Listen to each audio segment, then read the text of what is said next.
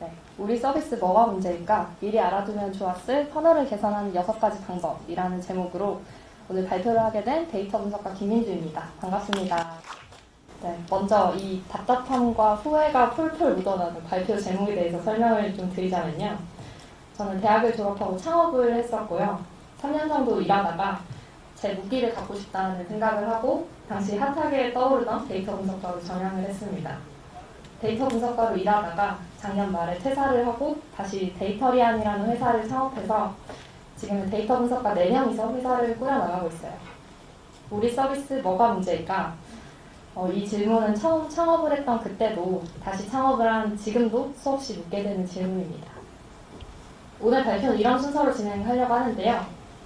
데이터 분석가가 되기 전의 이야기에서 시작해서 비즈니스를 하는 우리의 목표, 그리고 퍼널을 개선하는 6가지 방법에 대해서 이야기해보도록 하겠습니다. 오늘 들을 이야기는 데이터 분석가가 되기 전 저의 첫 번째 창업 경험에서 시작합니다.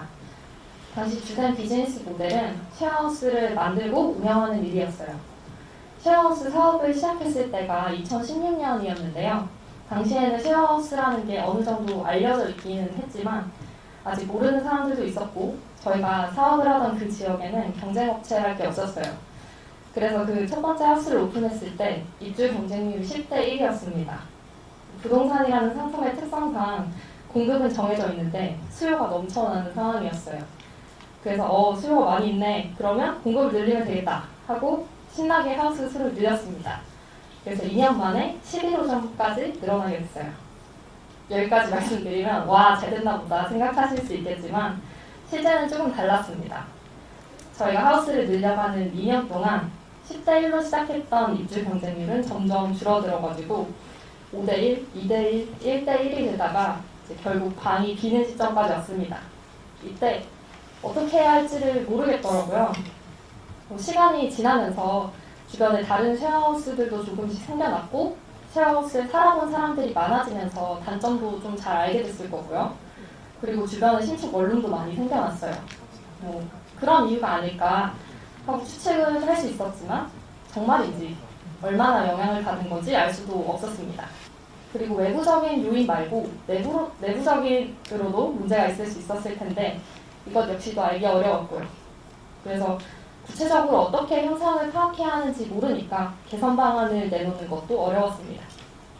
그때 저희가 선택한 방법은 그냥 할인을 엄청 해서 싸게 파는 거였어요. 쉽고 효과는 확실했습니다.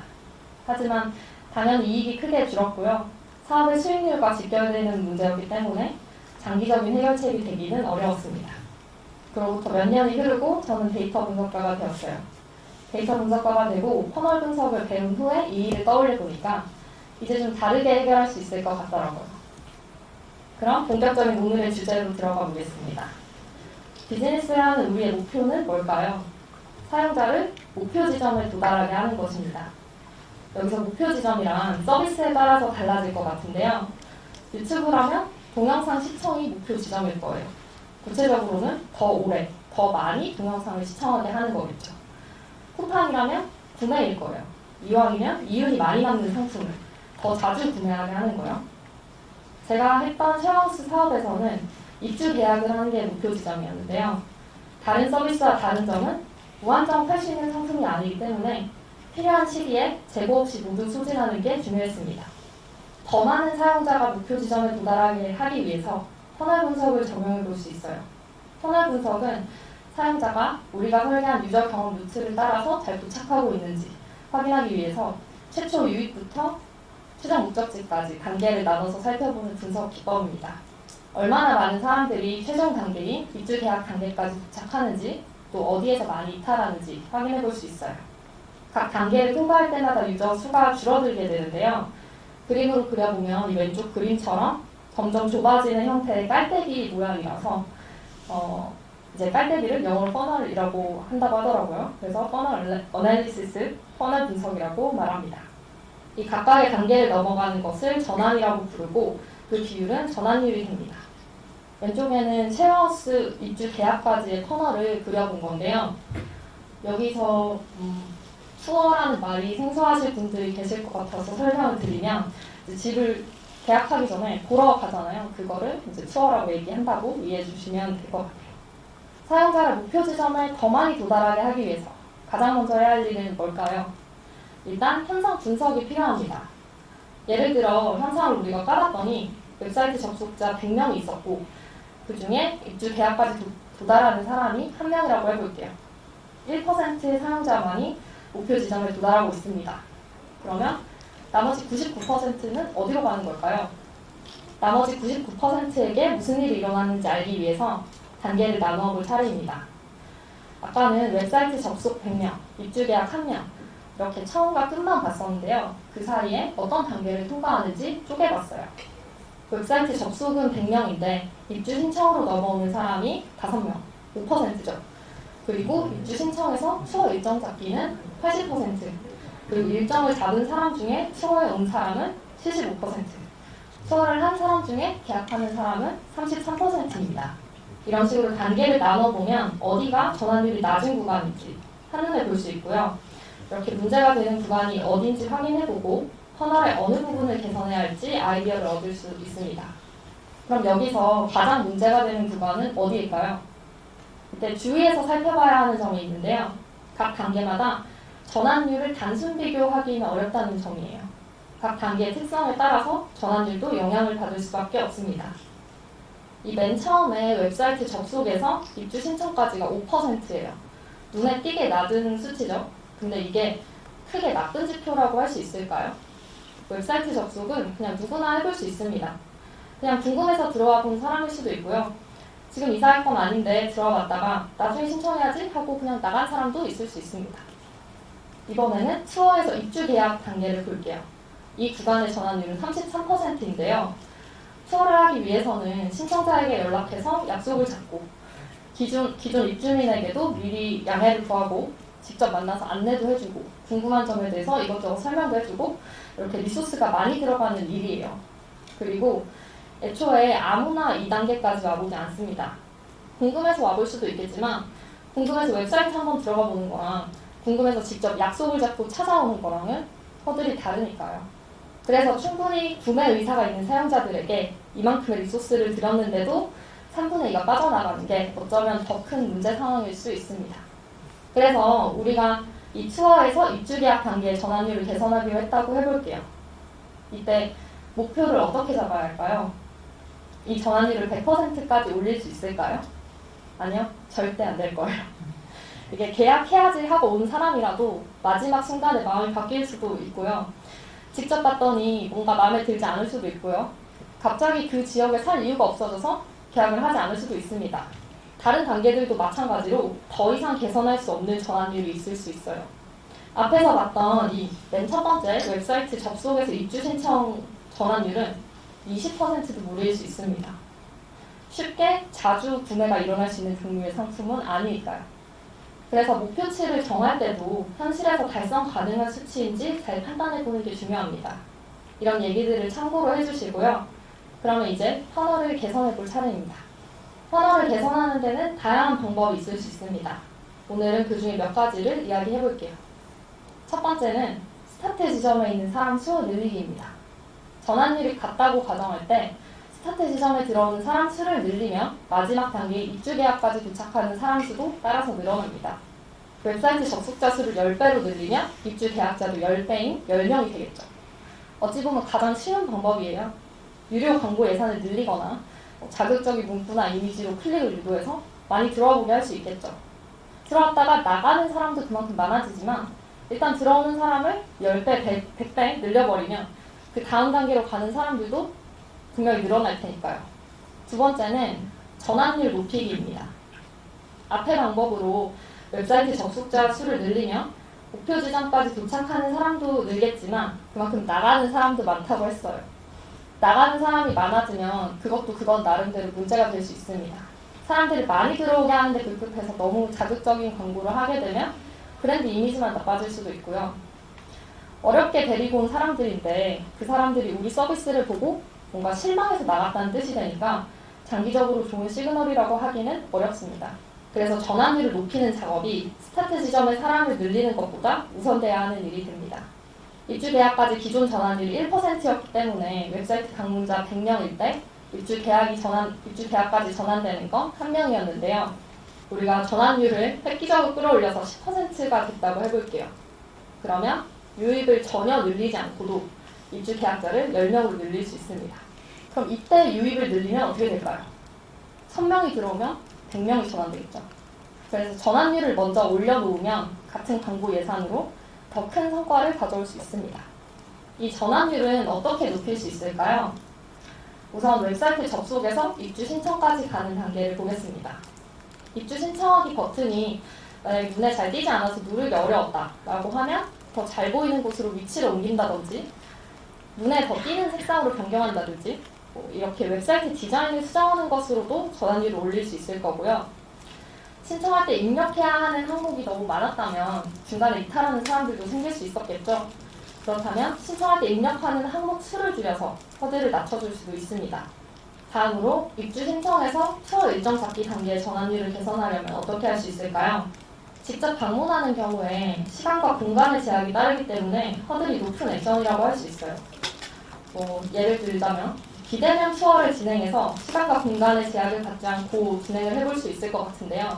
아니 살 집을 직접 가보지도 않고 계약을 한다고 하실 분들도 계시겠지만 실제로 페이스톡으로 실시간 화면을 보여드리고 계약까지 전환된 경우도 꽤 있었습니다.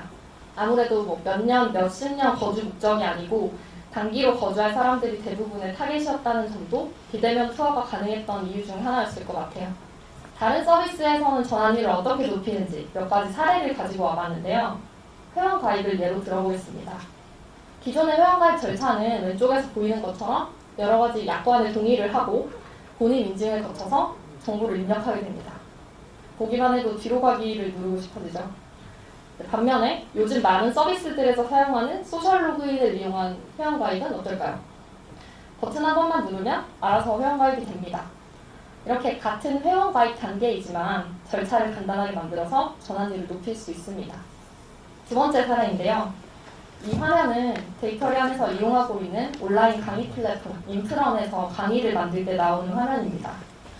온라인 강의를 처음 만든다면 내 강의를 어떻게 소개하면 좋을지 막막할 텐데요. 이렇게 허들이 높은 액션을 유도하기 위해서 상세한 가이드를 제공하기도 합니다. 인프런 말고도 온라인 강의 플랫폼인 클래스 101이나 타린 같은 그 플랫폼들에서는 비슷한 장치들을 다 두고 있더라고요. 아이디어스 같은 플랫폼에서도 판매자들을 위한 가이드를 따로 제공하고 있습니다. 이런 장치들도 전환율을 높이기 위한 방법이라고 생각해 주시면 될 것 같아요. 세 번째는 터널의 단계를 없애기입니다.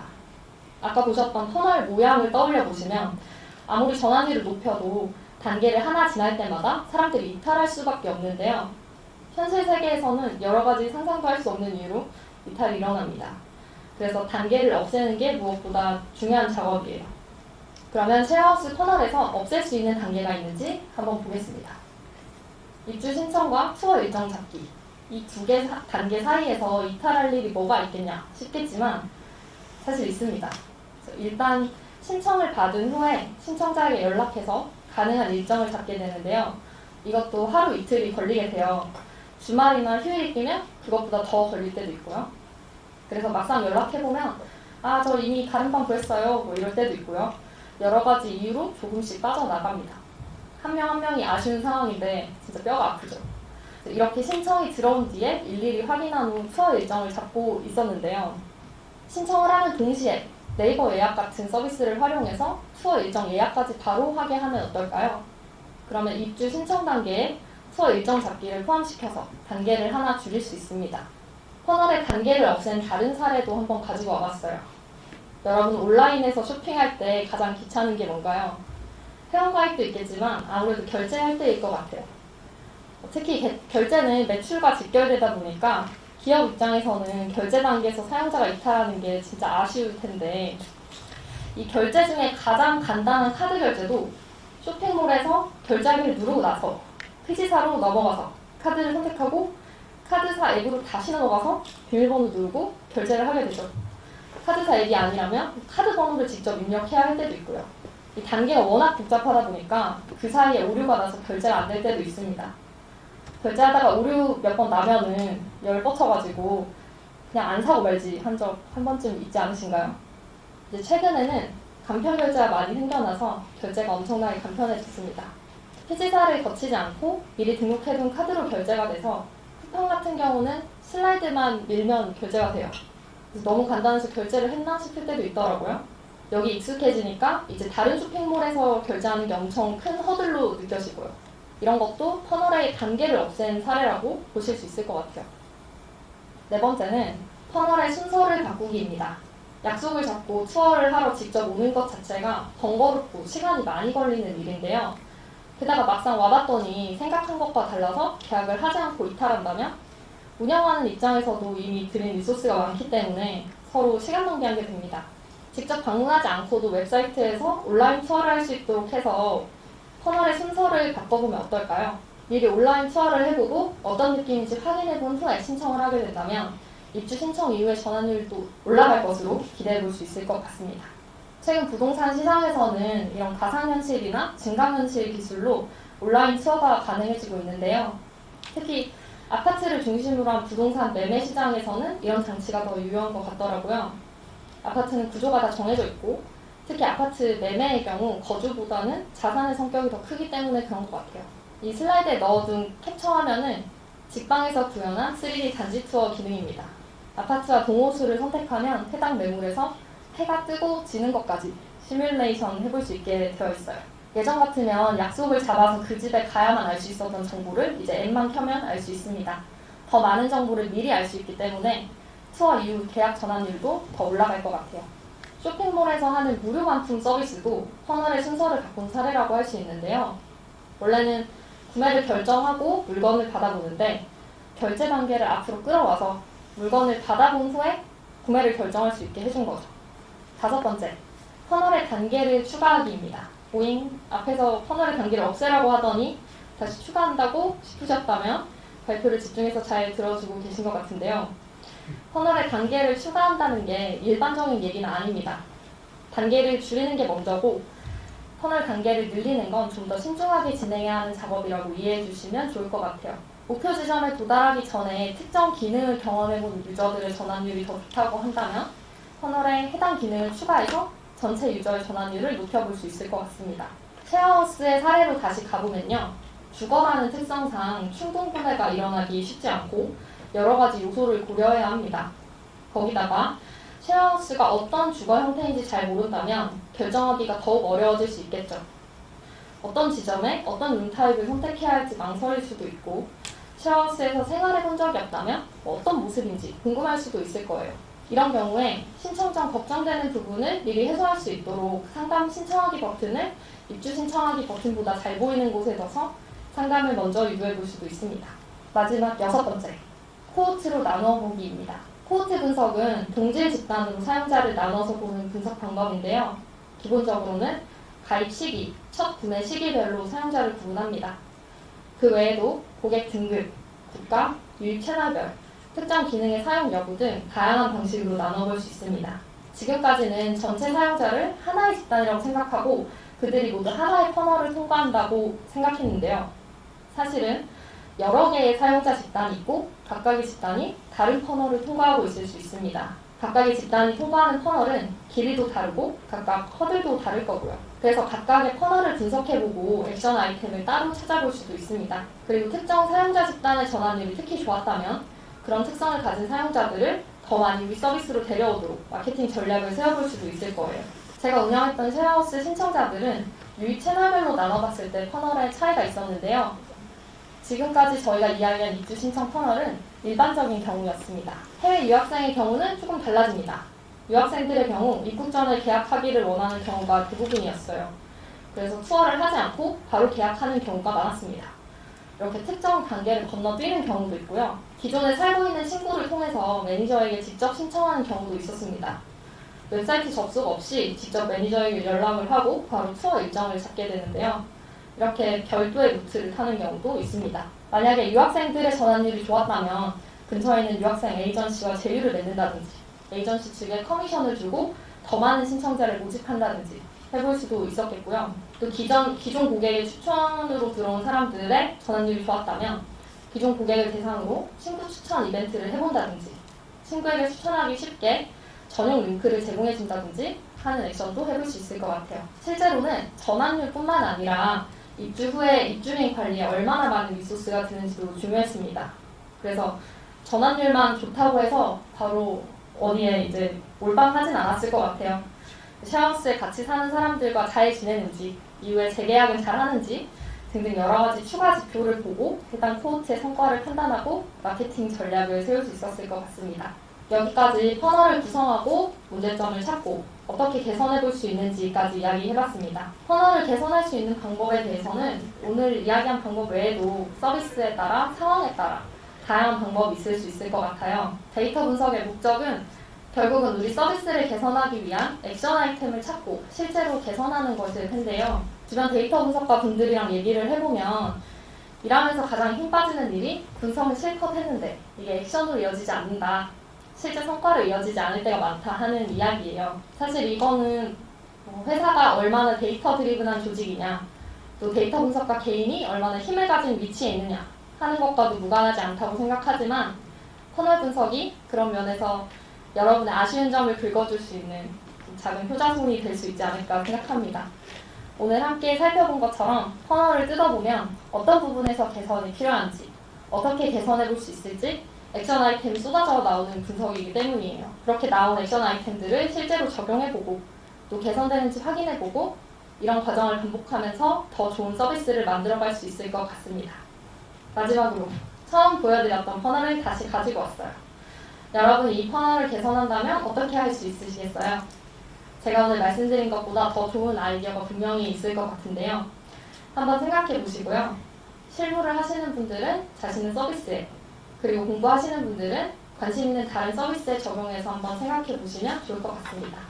오늘 발표는 여기까지였고요. 끝까지 들어주셔서 감사합니다.